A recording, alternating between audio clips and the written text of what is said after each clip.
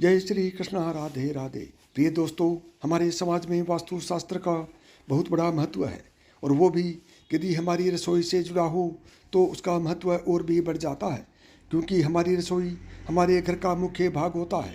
उसमें वास्तु के अनुसार कुछ चीज़ों का रखना वर्जित माना जाता है।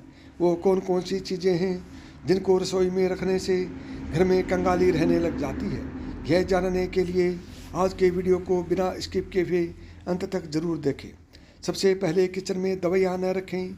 आमतौर पर हम किचन के अंदर दवाइयाँ रख कर भूल जाते हैं और ज़रूरत पड़ने पर इन्हीं दवाइयों का इस्तेमाल करते हैं, लेकिन वास्तु के हिसाब से किचन में कभी भी दवाइयाँ नहीं रखनी चाहिए।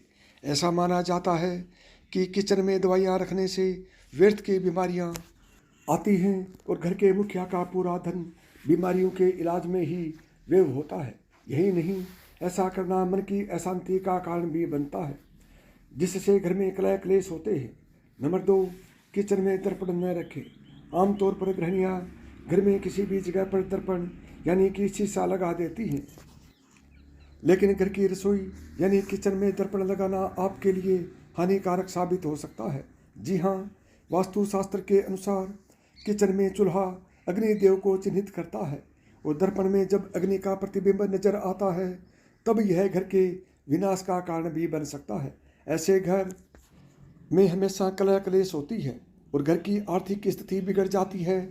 पंडित प्रशांत मिश्रा जी बताते हैं कि स्त्रियों को कभी भी किचन में बैठकर दर्पण देखते हुए श्रृंगार भी नहीं करना चाहिए।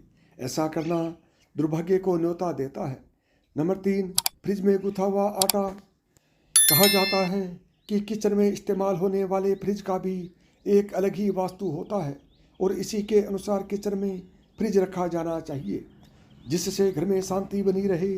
घर की सुख समृद्धि कायम रखने के लिए फ्रिज में ज़्यादा बासी खाना न रखें। इससे शनि राहु दोष लगता है और आर्थिक हानि के साथ बीमारियां आती हैं। खासतौर पर किचन में कभी भी गुथा हुआ आटा रात में न छोड़ें। ऐसा माना जाता है कि गुथे हुए आटे का सीधा संबंध हमारे पूर्वजों से होता है और ऐसा करने से पूर्वज अपनी आत्मा की तृप्ति के लिए घर में विचरण करते हैं। वैसे वैज्ञानिक दृष्टिकोण से भी गूथा हुआ आटा इस्तेमाल करना सेहत को बिगाड़कर बीमारी का कारण बन सकता है। नंबर 4, किचन के भीतर मंदिर न रखें। कई बार लोगों के घर में ज़्यादा जगह नहीं होती, इसलिए वो घर का मंदिर किचन के भीतर ही रख लेते हैं, लेकिन ऐसा करना वास्तु के हिसाब से बिल्कुल भी उचित नहीं है। ऐसा इसलिए क्योंकि किचन में हर तरह का खाना बनता है, जिसमें लहसुन प्याज से लेकर मांसाहार तक शामिल हो सकता है। जब किचन के भीतर मंदिर होता है तब इस खाने का प्रभाव मंदिर में भी पड़ता है, जिसके दुष्प्रभाव से घर के लोगों में बीमारियां आने लगती हैं। कहा जाता है कि मंदिर में हमेशा सात्विक भोजन का ही भोग लगाना चाहिए। तामसिक भोजन घर की अशांति का कारण भी बन सकता है। नंबर 5, जूते और चप्पल। वैसे तो यह एक आम बात है कि घर के किचन में कोई भी जूते और चप्पल नहीं रखता है, लेकिन वास्तु के हिसाब से खाना बनाते समय भूलकर भी चप्पलों या जूतों का इस्तेमाल नहीं करना चाहिए। ऐसा करने से धन की हानि होने के साथ सेहत भी खराब हो सकती है।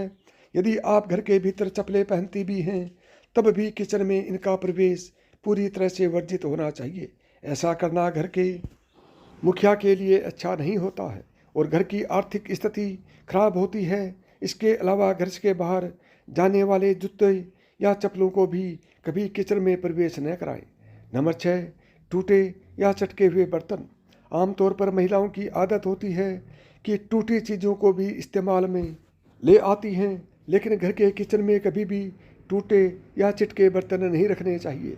ऐसा करने से घर के मुखिया का कर्ज बढ़ने लगता है और आर्थिक हानि भी होती है।